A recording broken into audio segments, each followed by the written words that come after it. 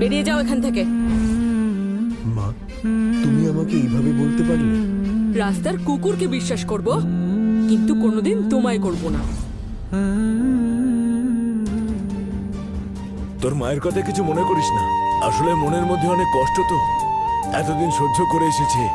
যে কোনো কাজেরই না, তাকে তুমি এভাবে সারা জীবন সাপোর্ট করবে? মা, থেমে যাও। বাবাকে কেন বলছো? বেরিয়ে যাও এখান থেকে। আমার এই বোতলটা স্ক্যান হবে না। তোমরা কি ভয় পাচ্ছ? এই বোতলটা স্ক্যান করেই দেখা যাক, আর দেখা যাক যে ও কতটা সত্যি বলছে। এটা তো ওর শেষ ইচ্ছেও হতে পারে। বোতলটা স্ক্যান করেই দেখা যাক। স্ক্যান করার কোনো দরকার নেই, দেখেই তো বোঝা যাচ্ছে ওই বটলে কি আর ওয়াইন থাকতে পারে। আমার ছেলে রেবান ওর দাদুর জন্য যে ওয়াইনটা কিনেছে তার দাম আমি প্রমাণ করে দেখাবো। এবারে একটা দারুণ কমেডি শো হতে চলেছে, সবাই দেখুন এবার। মনে পড়ে যায় কত স্মৃতি, কত ছবি ভালোবাসার, ভরে যায় খুশিতে তখন এই হৃদয়, ভরে যায় খুশিতে তখন এই হৃদয়। কিছু কিছু কথা আর কিছু পরিচয়, লতা, এই মেশিনটার কি হলো?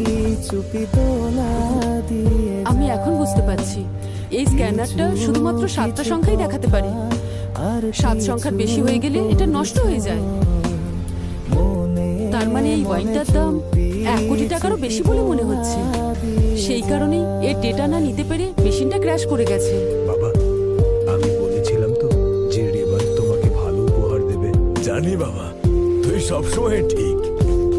রাজেন্দ্রন, আপনি সত্যি ভাগ্যবান। আপনাকে দেখে আমার হিংসে হচ্ছে। কেটে যায় রাঘব, তুমি যা এনেছো আমরা গ্রহণ করব।